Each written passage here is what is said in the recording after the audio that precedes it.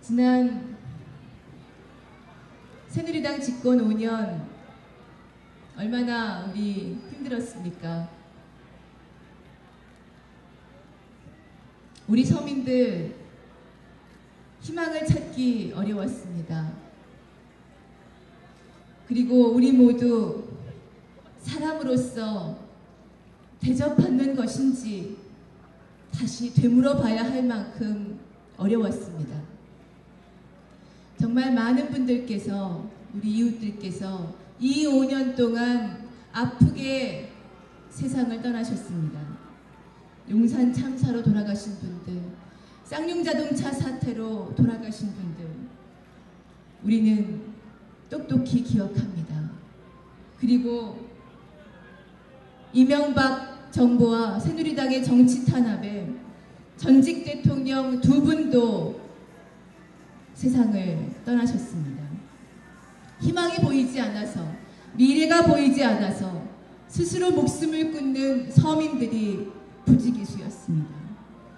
지금도 전국 곳곳의 철탑에는 인간다운 삶을 위해서 농성하고 있는, 그 하늘에서 내리는 눈을 그대로 맞고 있는 우리 노동자들이 계십니다. 여러분, 우리 얼마나 더 당해야 합니까? 얼마나 더 희생돼야 합니까? 우리 아이들에게 이런 나라 물려줘서는 이대 안 되지 않겠습니까? 정권 교체 반드시 해야 하지 않습니까, 여러분?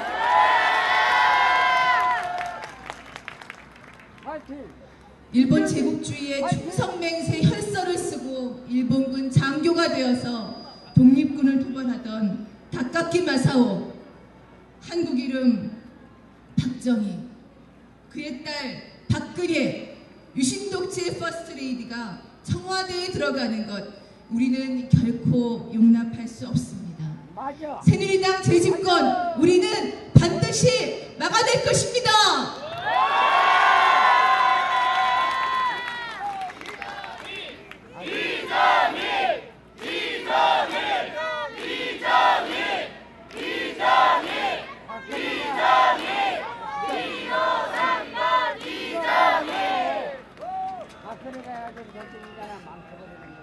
하지만 서울시민 여러분, 우리 정권을 바꾸고 새롭게 희망을 열어가야 할 이때, 지난 민주정부 10년의 경험을 그대로 되풀이하고 싶지만은 않습니다.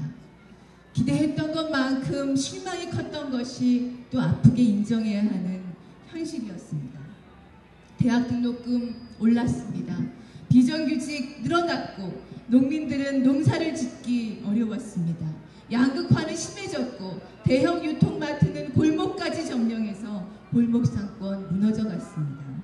이것이 1997년 IMF 때 시작된 민주정부 10년에 있었던 일입니다. 여러분 어떻습니까? 저는 민주정부 10년의 아픔 고스란히 반복되도록 하지 않으려고 합니다. 이제 진보적 정권 교체로 나아가고 싶습니다. 여러분 어떻습니까? 진보적 정권 교체, 이제 더 이상 머무르지 말고 반드시 해야 되지 않겠습니까, 여러분?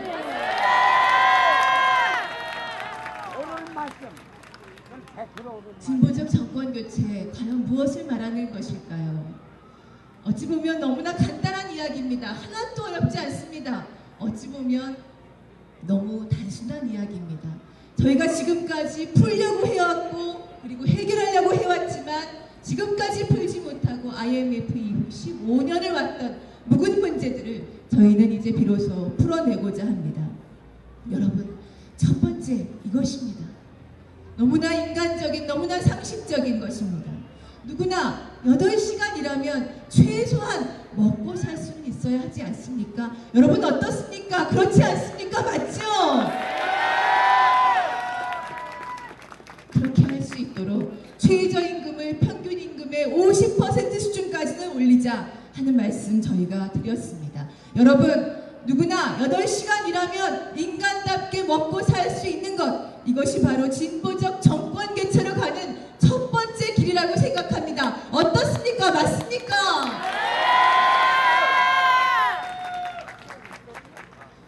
저희가 이번에 4가지의 50%를 말씀드렸습니다. 두 번째의 50%는 서민들 살면서 폭탄 안 맞게 하고 싶다 이겁니다. 우리 서민들, 저민들 살면서 비싼 등록금 내야 하고 학자금 대출 받아도 나중에 원금이자 갚으려면 취업해도 어렵고, 그리고 혹시 가족 중에 누가 아프시기라도 하면 그 병원비 대느라고 정말 어려우십니다. 서민들 살아가는데 폭탄 없애고 싶습니다. 그러려면 여러분, 이제 우리 솔직해집시다. 서민들에게 복지를 늘리려면 나라에 돈이 있어야 하는 거 아닙니까? 그렇죠, 여러분? 네, 세금을 누군가 걷어야, 세금을 누군가 내야, 그래야 복지를 늘릴 거 아닙니까? 그게 솔직한 얘기 아닙니까, 여러분? 그렇죠? 그런데 지금 이 자리에 계신 우리 젊은이들, 서민들, 우리 주머니 어떻습니까? 이미 다 비었죠? 더 나올 것이 없죠? 우리는 더 세금 낼 돈이 없는 거죠, 여러분? 누가 내야 하겠습니까? 골목 상권을 싹쓸이 해가고 비정규직 노동자들로부터 일한 대가도 제대로 받지 못하게 하면서 자신의 주머니에 넣어놓는 재벌 총수들이 있습니다. 200개의 재벌 대기업으로부터, 그리고 한 달에, 이 자리에 계신 여러분, 한 달에 150만원, 200만원 벌기도 정말 어려우신데 한 달에 5천만원씩 버는 대한민국에 11,000명이 있습니다. 이런 분들한테는, 초고소득층한테는 세율 50%쯤은 걷어도 괜찮다. 저는 이렇게 생각합니다. 여러분 어떻습니까?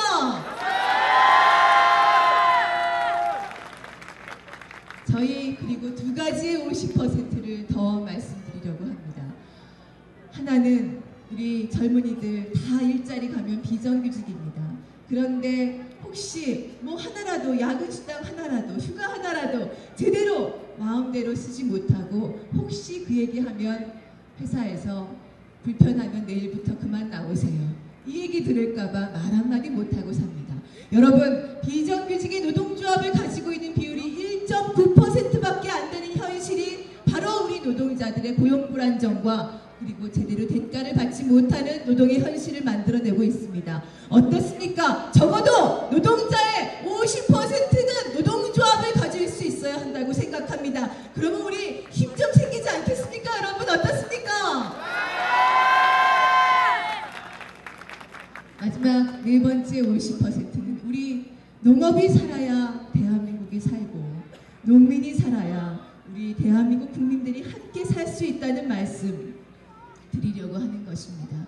우리 농민들이 제대로 생산비 보장 받으면서 살아갈 수 있도록, 그리고 우리 소비자들도 깨끗하고 안전한 우리 농산물을, 수입 농산물이 아닌, 외국 농산물이 아닌 우리 농산물을 밥상에 안정된 가격으로 올릴 수 있도록, 지금 식량 자급률 고작 22%인데 적어도 식량 자급률 50%까지는 올려서 농민에게는 생산비 보장, 소비자에게는 안정된 밥상, 국가는 식량 주권 확보, 어떻습니까? 여러분 꼭 필요하지 않겠습니까?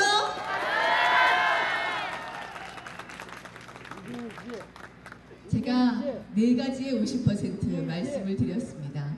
그리고 앞서 반드시 이번에 유신독재의 부활, 박근혜 후보의 집권을 막아내겠다는 말씀 드렸습니다. 4가지의 50%, 바로 이것이 진보적 정권 교체입니다. 기억하십니까? 기억나시겠습니까? 최저임금을 평균임금의 50%로, 그리고 고소득자에게는 세율 50%, 노동자의 50%에게는 노동조합을, 그리고 식량자급률 50%. 여러분, 이 정도면 우리 서민이 좀 안심하고 가슴 펴고 살아갈 수 있지 않을까요? 어떠십니까? 맞습니까?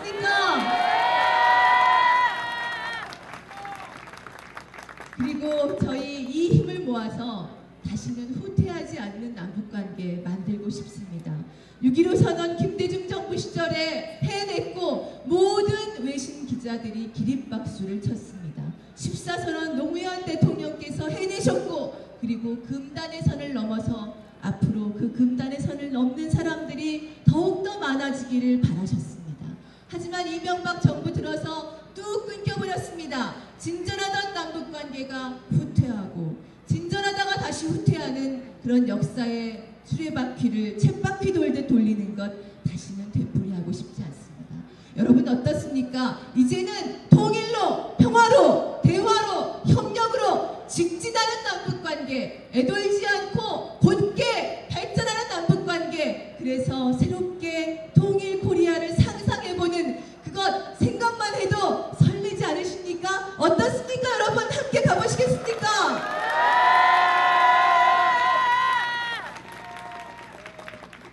통일은 평화와 번영의 약속입니다. 1998년, 이미 15년 전입니다. 정주영 현대그룹 명예회장께서 당시 평양에 다녀와서 이런 말씀을 하셨습니다. 평양이 기름더미 위에 올라있다. 들으신 적이 있습니까? 사실입니다. 서해에 약 600억 배럴의 거대한 석유가 묻혀 있다는 것이 세계 여러 나라들의 공인된 기관들의 평가입니다. 세계 8위의 막대한 매장량이라고 보도되고 있습니다. 여러분, 이런 것을 남북이 힘을 모아서 함께 개발해 나간다면 북에 있는 지하자원, 막대한 지하자원과 철광석을 비롯한 광물들을 함께 개발하고 또 교류해 나간다면 우리가 공동으로 남북의 서민들의 보편적 복지를 전면적으로 확대할 수 있지 않을까 생각합니다. 여러분, 남북이 함께하는 코리아 연방, 통일 코리아 함께 만들어 나가시는 것 어떻습니까? 기대되지 않습니까?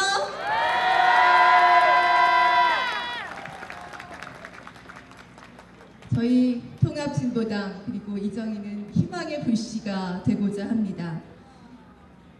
강대국의 눈치를 보지 않고 세계 어디 가도 당당한 나라, 우리 모두가 자랑스럽게 사랑하는 나라 만들고 싶습니다. 8천만이 하나 된 나라, 전쟁으로 인한 불안이 없는 나라, 바로 그것이 제가 꿈꾸는 나라이기도 하고 이 자리에 계신 많은 시민들과 또 우리 국민들이 함께 꿈꾸는 나라이기도 할 것이라고 생각합니다. 어떤가요, 여러분? 그런가요? 맞습니까? 존경하는 서울시민 여러분, 12월 19일 제가 이 말씀만 하나 더 드리고 싶습니다. 12월 19일 무슨 날인지 아시죠? 네, 투표하는 날인 거 아시죠? 그런데 여러분, 혹시 이것도 아십니까? 80년 전, 즉 1932년 12월 19일 무슨 날인지 혹시 아십니까? 네, 윤봉길 의사, 독립투사 윤봉길 의사께서 일제 침략자들에게 분노의 폭탄을 던지고 장렬히 산화하신 날이기도 합니다.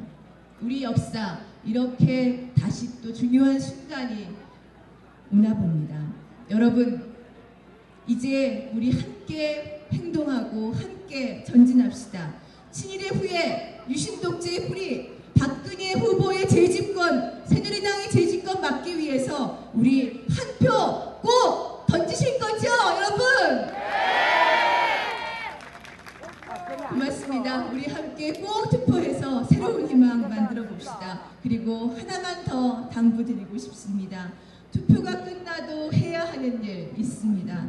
바로 지난 총선 때 투표함 훼손과 같은 그런 부정선거 의혹들이 생겨났는데 어떤 일들이 우리 앞에 펼쳐질지 저는 아직 장담할 수 없습니다. 그리고 남은 기간 동안 새누리당이 재집권을 하기 위해서 어떤 일을 만들어낼지 저희가 마음을 놓아서는 안 된다고 생각합니다.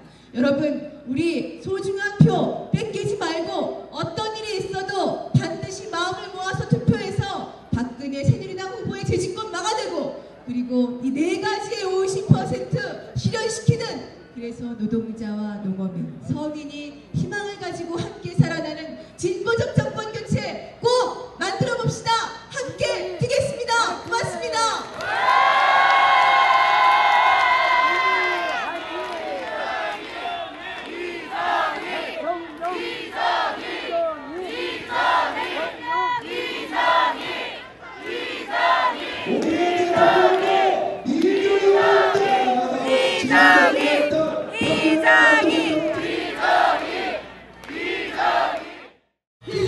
이종필 한강원